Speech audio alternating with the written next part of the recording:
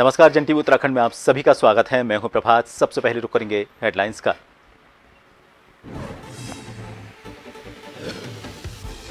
उत्तराखंड समेत देश भर में मनाया जा रहा ईद उल अजहा का पर्व। मस्जिद और दरगाहों में अदा की गई नमाज। खुदा की बारगाह में झुके सैकड़ों से राष्ट्रपति और पीएम ने दी मुबारकबाद। मुख्यमंत्री पुष्कर सिंह धामी का आज नैनीताल दौरा। कई विकास कार्यों का किया निरीक्षण। बिजली पानी की कटौती समेत वनाग्नि की लेंगे समीक्षा बैठक।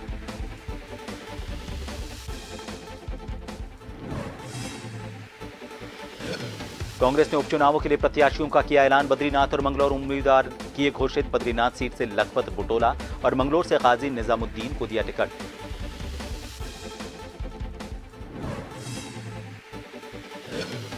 मेरठ के परिवार को उत्तराखंड पुलिस ने पीटा। सभी पर मुकदमा दर्ज। कहा, लड़के के पास थी लोडेड पिस्टल, हमें मारना चाहता था।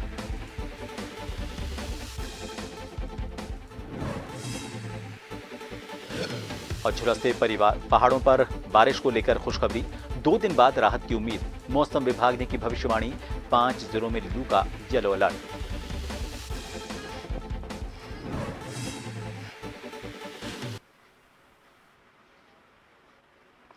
और अब खबरें विस्तार से। ईद उल अजहा का त्योहार चंपावत जिले में मनाया गया। इस अवसर पर जिले के लोहाघाट के हुसैनी मस्जिद, मदीना मस्जिद, ईदगाह चांदमारी सहित विभिन्न जगहों पर ईद की नमाज अदा की गई और देश की खुशहाली, तरक्की और अमन चैन के लिए दुआ की गई। वहीं एक दूसरे से गले मिलकर मिठाई बांटी गई। इस अवसर पर जिले के ईदगाह चांदमारी में इमाम जियाउल मुस्तफ़ा ने सुबह 8:30 बजे से नमाज अदा कराई, तो वहीं हुसैनी मस्जिद में इमाम गुलाम रसूल ने, इसके साथ ही कोली ढेक की मदीना मस्जिद में इमाम मोहम्मद शाकिर राजा और उन्होंने अपनी तरफ से ईद की नमाज अदा करवाई।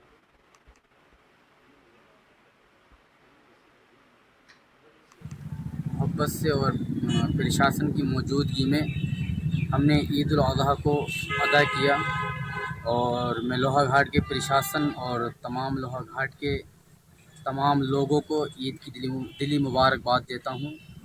और इस ईद के मौके पर बिलखुसूस ये दुआ करता हूं कि हमारे हिंदुस्तान को खूब कामयाबी मिले, खूब तरक्की मिले और शादो आबाद रहे ये हमारा देश, ये हमारा मुल्क, इसको हर परेशानियों से महफूज रखे। आज का दिन बहुत बड़ा दिन है और तमाम लोगों का दिल से शुक्रिया, प्रशासन का दिल से शुक्रिया। और हमने बहुत अच्छी तरीके से लोहाघाट में नमाज अदा की। लोहाघाट की आवाम, जितने भी मेरे हिंदू, मुस्लिम, सिख, ईसाई, जितने भी मेरे भाई लोग हैं, सबको मेरे को मैं तहे दिल से शुक्रिया अदा करता हूँ और प्रणाम करता हूँ और सलाम करता हूँ कि आज ईद के मौके में GTV वाले, न्यूज़ वाले, जितने भी पहले उनका आभारी हूँ, बहुत बहुत आभारी हूँ। और हमारे लोहाघाट में जो थाना अध्यक्ष हैं, प्रशासन है, उनका आभारी हूँ। और लिहाजा जो है लोहाघाट की तरक्की के लिए और सब लोगों के लिए हमने दुआ करी कि मालिक इस लोहाघाट को अमन चैन बना और हमारे हिंदुस्तान को अमन चैन बना मालिक। नैनीताल जामा मस्जिद DSA मैदान में बकरीद की नमाज पढ़ी गई। इमाम साहब ने कहा कि लोग भाईचारा कायम रखें, एक दूसरे की मदद करें। देश में अमन चैन की दुआ मांगी गई।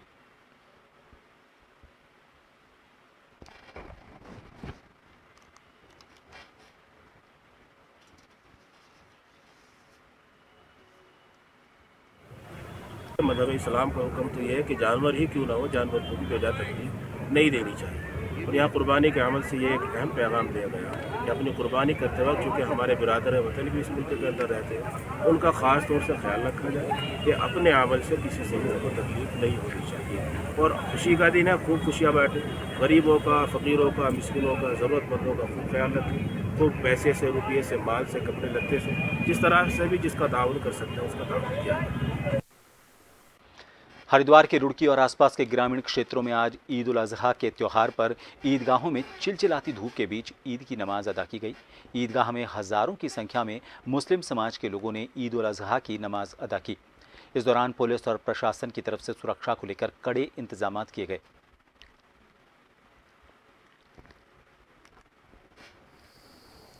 खुशी का दिन है, खुशी मनानी चाहिए और इस मौके पे खुशी में अल्लाह का हुक्म कुर्बानी के जरिए से हम अदा करते हैं। लेकिन ये एक ऐसा अमल है इस अमल में एहतियात बहुत ज़रूरी है। खासतौर से सफाई सुथराई का ख्याल रखें, कुर्बानी करें हिम्मत और गुंजाइश के मुताबिक, लेकिन जानवर को खुले में ना करें, मैदान में ना करें, जहाँ दवा किया जाता है घर में ओले में करें, और फिर गोश्त को ढक के ले जाए। और खास वीडियो बिल्कुल ना बनाए, नौजवान वीडियो बनाते वायरल करते हैं, गलत बात है, वीडियो बिल्कुल ना बनाए। मुख्यमंत्री पुष्कर सिंह धामी ने पौड़ी जिले के अशासकीय विद्यालयों में लिपिक और शिक्षकों की नियुक्ति में गड़बड़ी की शिकायत पर संज्ञान लेते हुए एसआईटी जांच के निर्देश दिए हैं। सीएम ने शिक्षा सचिव को निर्देश में कहा कि जांच कर मामले में कार्रवाई की जाए। देखिए, चूंकि हमेशा से हमारी पारदर्शिता हमारा संकल्प रहा है और उस ध्येय को लेकर सरकार काम कर रही है। कहीं भी कोई भी किसी प्रकार की भी अगर इस प्रकार की गलतियां आती हैं, इस प्रकार का जो है कोई भ्रष्टाचार का मामला आता है, तो निश्चित रूप से उसमें जांच होनी चाहिए। ये हम लगातार जांच कर भी रहे हैं और इस पे भी हमने जांच के लिए कहा है। कांग्रेस ने चमोली जिले के बद्रीनाथ और हरिद्वार जिले की मंगलौर विधानसभा सीट के उपचुनाव के लिए अपने प्रत्याशियों की घोषणा कर दी है। बद्रीनाथ सीट से लखपत बुटौला और मंगलौर से काजी निजामुद्दीन को प्रत्याशी बनाया गया है। पार्टी ने दावेदारों का पैनल केंद्रीय नेतृत्व को भेजा था। सोमवार को दावेदारों के नामों का ऐलान कर दिया गया। 10 जुलाई को दोनों विधानसभा सीट पर उपचुनाव होना है।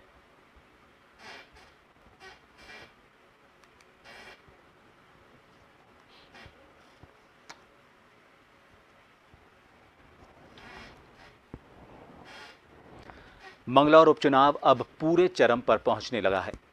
रविवार को भाजपा की तरफ से बनाए गए प्रत्याशी करतार सिंह भड़ाना मंगलौर पहुंचे और मीडिया से मुखातिब हुए। भड़ाना ने कहा कि वो मंगलौर में हाजी और काजी का तिलिस्म तोड़ने वाले हैं, क्योंकि दोनों ही बारी बारी यहां के विधायक रहे हैं, पर विकास के नाम पर कोई काम नहीं कराया। साथ ही यहां की आवाम को डरा धमका कर राज करते हैं। उन्होंने कहा कि वो 36 बिरादरियों में अपनी पकड़ रखते हैं और ये 36 बिरादरी उन्हें मंगलौर विधानसभा क्षेत्र से जिताकर विधानसभा तक भेजेंगे, जिसके बाद वो इस क्षेत्र में विकास कार्यों की झड़ी लगा देंगे।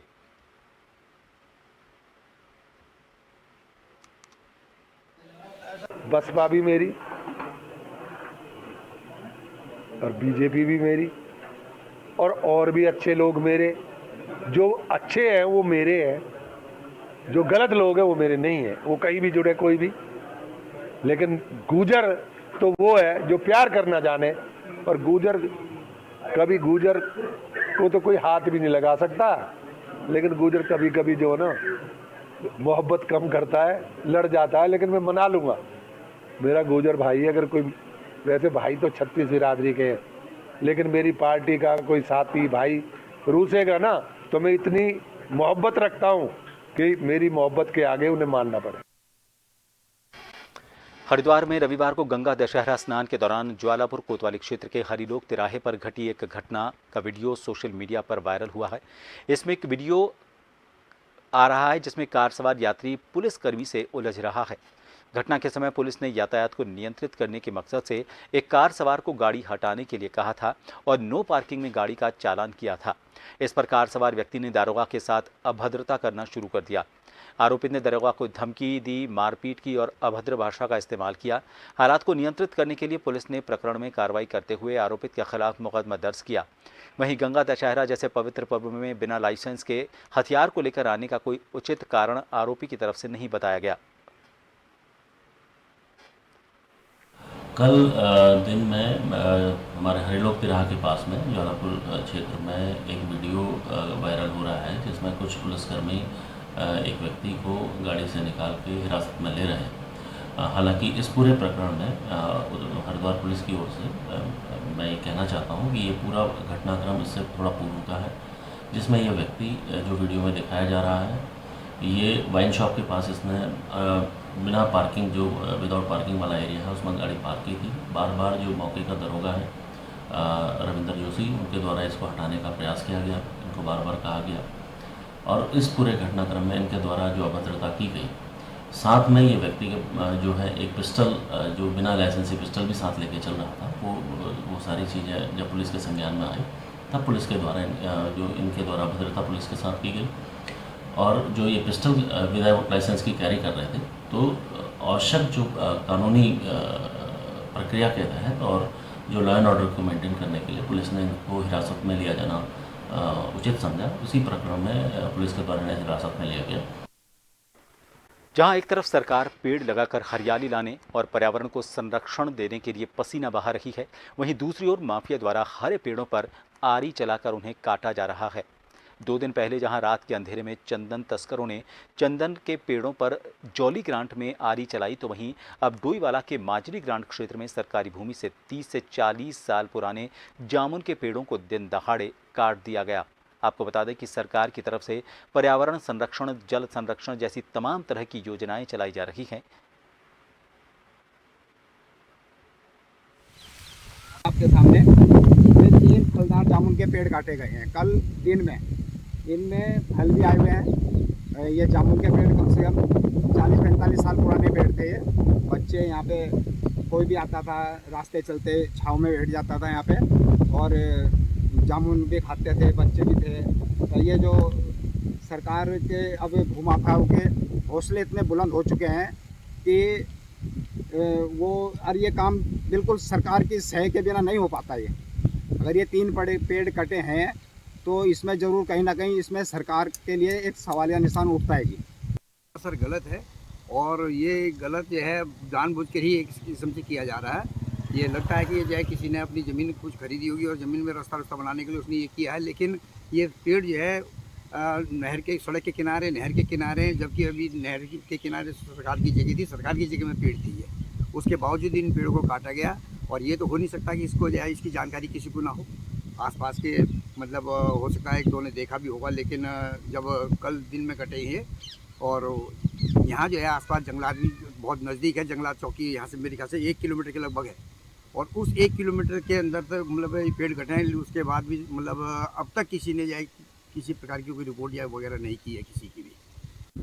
एक तरफ 5 जून को विश्व पर्यावरण दिवस पूरे विश्व ने मनाया और तमाम पौधारोपण, तमाम तरह के कार्यक्रम हमारे प्रदेश में भी देखे गए, तो वहीं दूसरी तरफ आज हम मौजूद हैं ये माजरी में और माजरी का जो ये क्षेत्र है यहाँ पर हरे जो है जामुन के पेड़ों पर जो है आरियाँ चलाई गई है। गजब बात यह है कि इन हरे पेड़ों पर कल दिन में ही आरियाँ चलाई गई हैं, जैसा स्थानीय लोग बता रहे हैं कि कल दिन में इन पेड़ों को काटा गया है। हालांकि जामुन का जो पेड़ है एक छूट प्रजाति के अंदर आता है, पर सवालिया निशान ये है कि एक तरफ हम पर्यावरण को बचाने की बातें कर रहे हैं, सरकारें तमाम कार्यक्रम जो है पर्यावरण संरक्षण के लिए चला रही हैं, उसके बावजूद इस तरह से हरे पेड़ों पर आरियाँ चलना विभाग पर और सरकार पर एक सवालिया निशान खड़ा करता है। इस तरह के पेड़ों पर आरियाँ किसने चलाई, क्यों चलाई, ये एक जांच का विषय है और इस पर जांच होनी चाहिए। इन पेड़ काटने वालों पर कार्रवाई होनी चाहिए। जन टीवी के लिए डोईवाला से आशीष यादव। पुलिस और प्रशासन की तरफ से परिवहन विभाग की टीम द्वारा आम डंडा क्षेत्र में वाहन चेकिंग अभियान चलाया जा रहा है। इसी बीच वाहन चेकिंग के दौरान कंधे पर बैग लेकर जा रहे एक युवक ने उसे जब पुलिस ने रोकने की कोशिश की तो वो भागने लगा। युवक की हरकत को देखकर पुलिस को शक हुआ। पुलिस ने इस युवक का पीछा करते हुए कुछ दूरी पर इसे अपनी हिरासत में ले लिया। पुलिस ने जब बैग की तलाशी ली तो बैग के अंदर 7 किलो से ज़्यादा गांजा बरामद हुआ। घटना के बारे में जानकारी देते हुए सीईओ भूपेंद्र सिंह भंडारी ने बताया कि पूछताछ में आरोपी ने अपना नाम रिजवान बताया।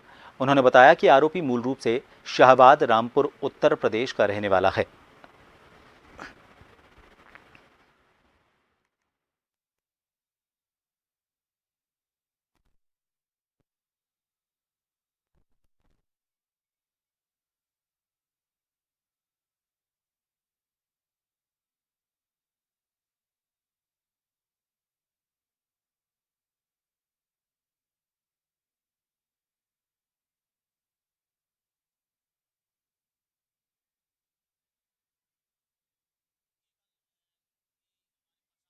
इसकी संयुक्त चेकिंग शाम के समय में ये आम डंडा में चल रही थी, तो उसी दौरान में एक व्यक्ति जो है वो जहाँ पर चेकिंग चल रही थी उधर से आ रहा था, तो कुछ हड़बड़ा टाइप में था, तो पुलिस ने उसको रोका, जो भी हमारी चेकिंग टीम थी।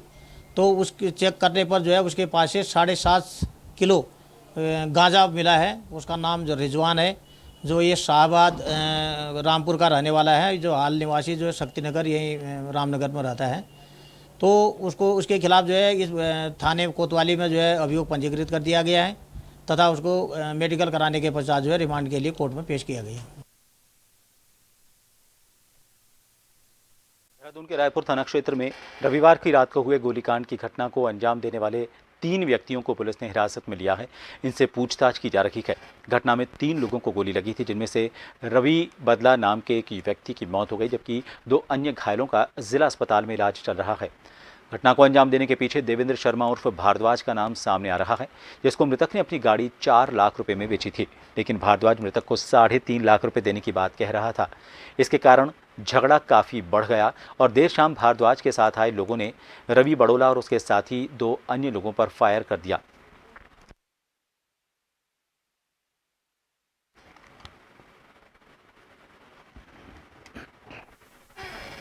यह है कि देर रात्रि जो सूचना पुलिस को हुई थी, जिसमें फायरिंग की सूचना प्राप्त हुई थी डोभाल चौक पर थाना रायपुर में 10:30 बजे, जिसमें 2 लोग का प्राथमिक रूप से पता चला था इंजरी हुई है, तीसरे को भी गोली लगी और इस पर समस्त घटनाक्रम में 2 जो हमारे इंजर्ड थे वो अस्पताल में रात एडमिट कराए गए। जिस गाड़ी से बदमाश के भागने का पता चला, वो उस गाड़ी को ट्रैक करके आशा रोड़ी के पास रोका गया, जिस पर वो 2 से 3 अभियुक्त इसमें हो सकते हैं जो वहाँ जंगलों में रात को भागे, जिनकी कॉमिंग का करके उनको पकड़ने का प्रयास जारी था। साथ ही साथ जो 2 इंजर्ड है इनसे भी पूछताछ हुई और एक रवि बुटोला जी हैं जिनको रात गोली लगी थी और उनकी तलाश की गई थी, जिनकी बॉडी आज एक नाले से मिली है। देश में गर्मी बढ़ने के साथ ही लोग गर्मी से राहत पाने के लिए पहाड़ों का रुख कर रहे हैं। सैकड़ों की संख्या में दिल्ली, लखनऊ, बरेली, देहरादून, मुंबई, बेंगलुरु आदि शहरों से लोग लोहाघाट की प्रसिद्ध कोली झील पहुंचे। झील में सुबह से ही पर्यटकों का तांता लगा रहा। झील में पर्यटकों ने बोटिंग का आनंद लिया, साथ ही झील और लोहाघाट की खूबसूरती की जमकर तारीफ की। वहीं पर्यटक अरविंद सैनी, राजेश मल्होत्रा, सुप्रिया सैनी, मानसी शीतल बत्रा ने कोली झील को नैनीताल से खूबसूरत बताया। उन्होंने झील क्षेत्र में मूलभूत सुविधाओं का अभाव होने पर प्रशासन की तरफ अंगुली उठाते हुए कहा कि वे लोग इतना पैसा खर्च कर इतनी दूर यहां आए, बोटिंग की, लेकिन उन्हें झील क्षेत्र में पार्किंग, शौचालय, पेयजल और रेस्टोरेंट जैसी मूलभूत सुविधाएं तक नहीं मिली। चंपावत जिले में जो लोहाघाट के अंदर एक खुली ढीक झील है, यहाँ पे काफ़ी संख्या में अभी पर्यटक आ रहे हैं, पर यहाँ पे सुविधाओं का बहुत अभाव है। खासकर पार्किंग की कोई व्यवस्था नहीं है, महिलाओं के लिए कोई जन सुविधा नहीं है, पानी की वहाँ पीने की कोई व्यवस्था नहीं है, जिस कारण पर्यटकों को बहुत परेशानी का सामना करना पड़ रहा है। और यहाँ पर रहने के लिए भी बहुत समुचित व्यवस्था नहीं की गई है। जो भी होटल आदि हैं वो फुल हो चुके हैं और सरकार की तरफ से, प्रशासन की तरफ से कोई ऐसी व्यवस्था नहीं है जहाँ पे पर्यटक आके अधिक जानकारी ले पाएँ या सुविधा पा सकें। हमारी प्रशासन से यही आग्रह है कि इसको थोड़ा सा गंभीरता से लिया जाए, क्योंकि अभी जो पर्यटक आ रहे हैं, अगर इनका यहाँ से अच्छा रिस्पांस नहीं गया तो आगे आने वाले टाइम में ये जो झील बनाई गई है हमारे लिए, पर्यटकों के लिए, इसका और लोगों को शायद लाभ ना मिल पाए। लालकुआ में आगामी मानसून सीजन को लेकर जिला प्रशासन पूरी तरह से अलर्ट मोड पर है और जरूरी तैयारियां पूरी की जा रही हैं। यहां तहसील कार्यालय में उपस्थित तहसीलदार मनीषा बिष्ट ने जानकारी देते हुए बताया कि गौला नदी से सटे क्षेत्रों में मानसून सीजन की दृष्टिगत जरूरी काम किए जा रहे हैं। इसके अलावा राजीव नगर और बजरी कंपनी क्षेत्र में जलभराव वाली जगहों पर नदी नालों की सफाई की जा रही है। साथ ही दूरस्थ क्षेत्र श्रीलंका टापू पर रहने वाले लोगों के लिए जिला प्रशासन की ओर से जरूरी दिशा निर्देश जारी कर चिकित्सकों को 3 महीने की दवाइयां, जबकि खाद्य विभाग को 3 महीने का राशन उपलब्ध कराने के निर्देश दिए गए हैं।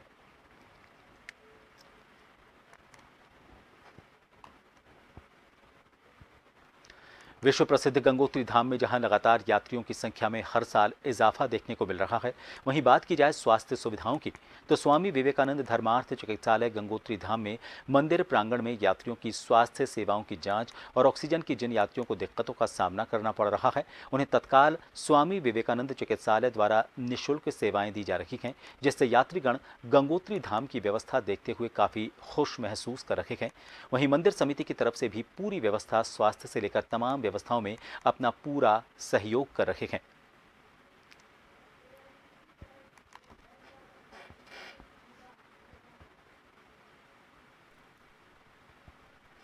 तो फिलहाल के लिए इस बुलेटिन में इतना ही। दीजिए इजाजत। नमस्कार।